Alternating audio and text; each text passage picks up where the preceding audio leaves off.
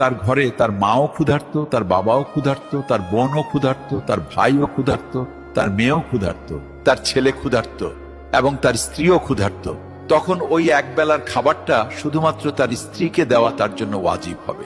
কারণ ওই খাবারের ওপর বাকি সবার চেয়ে স্ত্রীর হক বেশি। অর্থাৎ স্ত্রীর উপর খরচ করা স্বামীর জন্য সদকাও, ইবাদতও, আবার দায়িত্ব। কারণ স্ত্রী হলো এমন এক আত্মীয় যে আপনার রক্তের সম্পর্ক নয়, কিন্তু তার বিশ্বস্ততা দেখুন কত গভীর। মা, বাবা, ভাই বোন আপনার নিজের রক্ত, কিন্তু স্ত্রী হলো এমন এক সম্পর্ক যা আপনার ভাগ্যে বা নসিবের মাধ্যমে আপনি পান।